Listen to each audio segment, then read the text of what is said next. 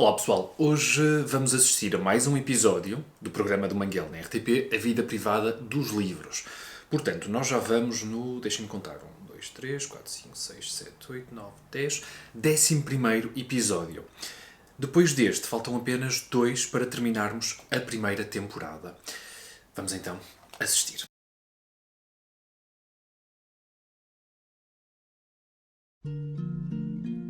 Estamos no Aquário Vasco da Gama para falarmos da baleia mais conhecida da história da literatura. Moby Dick, sem dúvida, o livro do Melville. Vamos lá assistir. Um livro que eu já tentei ler, não dei seguimento a essa leitura. E é um dos livros que infelizmente mais me arrependo de ter deixado por ler, infelizmente. Mas estou sempre a tempo de regressar a ele, não é? Vamos então assistir. Este episódio promete. Temos aqui um esqueleto, mas estamos rodeados por tubarões. Os tubarões também desempenham um papel muito importante neste livro. Muito, porque todo o mar está neste livro, que é um reflexo da terra.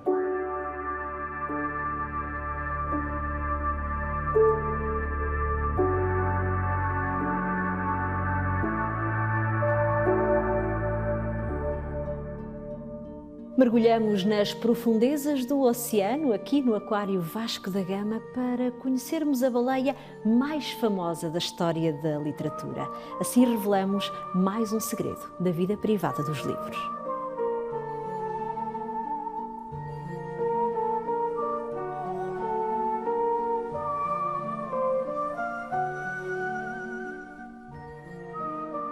Alberto, estamos no Aquário Vasco da Gama para mergulharmos nas páginas de um livro. Trata-se mesmo de um mergulho, literal.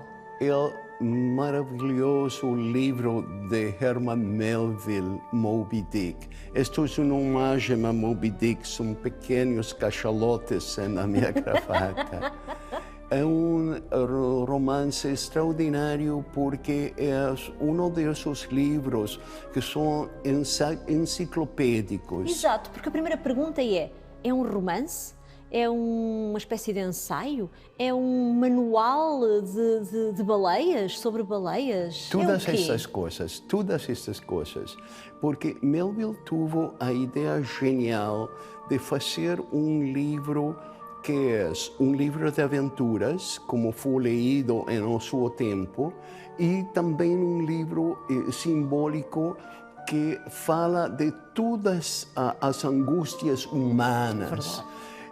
Uma coisa muito curiosa, Melville nasceu em Nova York em 1819 e embarcou muito jovem em viagens aos mares do sul. E teve muitas aventuras que depois contou nos seus primeiros livros. Mas só quando tinha 40 e tantos anos, escreveu esta obra maestra.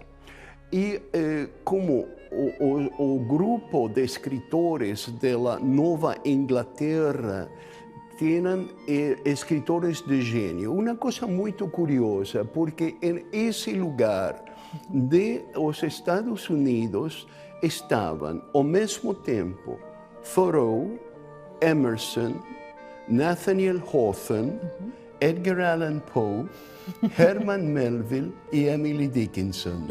Imagina toda uma literatura em período de uns 50 anos. Exato. E se conheciam. Melville dedica Moby Dick a Hawthorne. Exato, autor da Letra Escarlate. Autor de Letra Escarlate e de contos fantásticos extraordinários. Mas que tem em comum este grupo de escritores da Nova Inglaterra? Eu acho que tem em comum um texto fundamental, que é a Bíblia. Em a tradução de King James, chamada The King James Bible. E é essa linguagem que inspira a Hawthorne para a letra escarlata, a poesia de Emily Dickinson e os romances de Herman Melville. Exato. Neste caso, Moby Dick, encontramos várias personagens com nomes bíblicos. Claro, que também correspondem à época. Então, não é só uma invenção literária, porque o Capitão Ahab, que é o personagem mais importante, que tem esta obsessão de perseguir e tomar vingança. Sobre este cachalote branco que lhe quitou a perna e vai perseguindo em todos os oceanos, como uma encarnação do mal. Mas também podemos ler à inversa, dizer Ahab é essa encarnação do mal que persegue este cachalote. E ambos acabam morrendo juntos. Exato. Já revelou o final. Sim, claro, mas... Mas não é um spoiler, como se costuma dizer. Não é um spoiler porque de nenhuma outra maneira este romance podia acabar. Não? Eu acho que é impossível, porque as duas vidas, a vida do cachalote e a vida do capitão, estão juntas, são a mesma criatura. Melville fala de uma visão ecológica do mundo, que estamos todos juntos, as criaturas do mar, as criaturas da terra, os mamíferos que somos nós, com mamíferos que são os cachalotes, temos o mesmo destino, estamos juntos. É muito interessante que quando John Huston fez o filme de Moby Dick, lo fez sobre um script de Ray Bradbury, célebre autor de Fahrenheit, por exemplo. Isso. E Bradbury tomou, elegeu ler Moby Dick como uma fábula de o nosso destino. E faz todo o sentido essa leitura. Porque há uma anedota muito linda. O ator que fez o rol do Capitão Ahab, Gregory Peck. E então, Gregory Peck lo puseram sobre globo branco em mar, porque, claro, não podiam pô-lo sobre o cachalote. E de pronto vino uma nébia no mar e o globo se alejou com Gregory Peck. Sim, porque pensou que ia morrer. E Ray Bradbury diz, tem sentido que o ator que faz de Ahab vai morrer como morreu Ahab. É também um retrato da vida difícil desta profissão ligada à captura da baleia, esta exploração, porque, por exemplo, o contrato que Ismael, que é quem nos conta, no fundo, a história, o contrato que ele assina apenas lhe dá direito a 300 avos do lucro que o navio conseguir. É também um retrato desta vida difícil. É um retrato de uma vida difícil que é uma das vidas, a profissões mais antigas da Terra.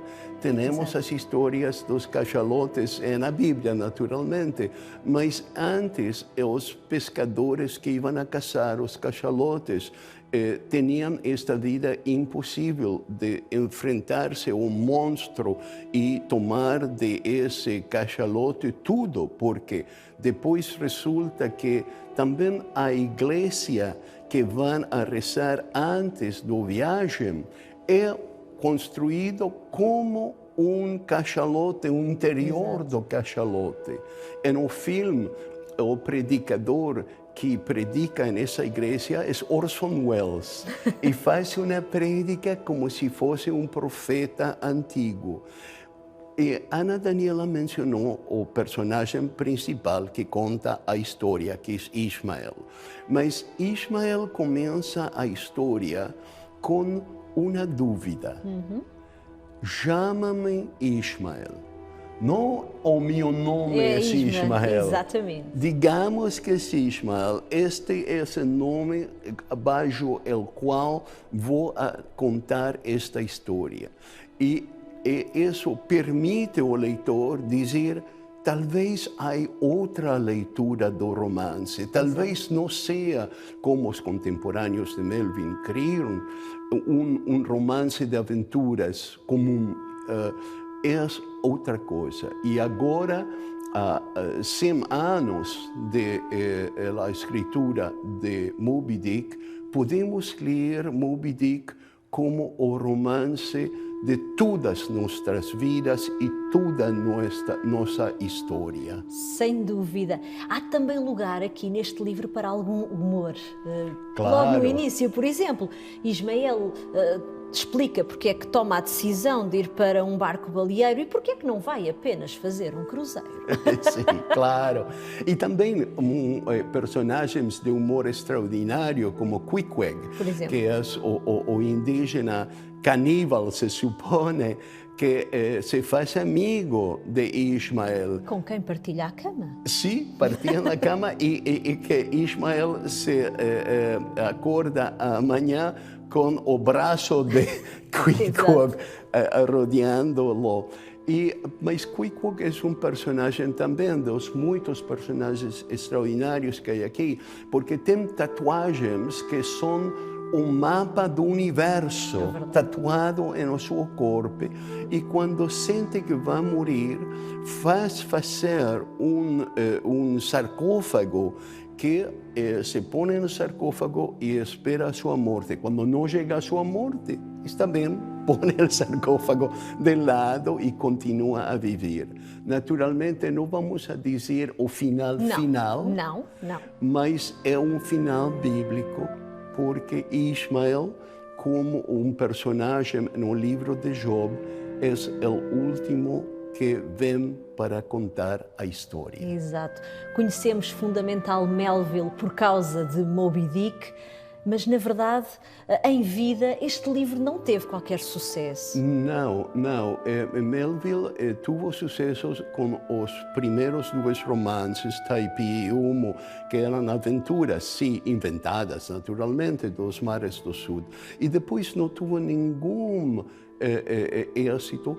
Ele, antes de morrer, queria escrever um longo poema, Christabel, que não acabou verdadeiramente, mas ele achava que talvez Christabel seria a sua obra maestra. Em cambio, os leitores decidiram que as suas duas obras maestras são Bartleby, que é o raconto de este homem extraordinariamente moderno que diz: eu prefiro não fazer, não trabalhar, eu prefiro não. E Moby Dick, que é essa história de nós todos. Guardamos mais alguns segredos para próximos episódios de Vida Privada dos... Quem Sim. sabe se não voltaremos a Melville? Sim, Ainda há muito para descobrir acerca deste muito, autor. e não vamos a descobrir tudo hoje.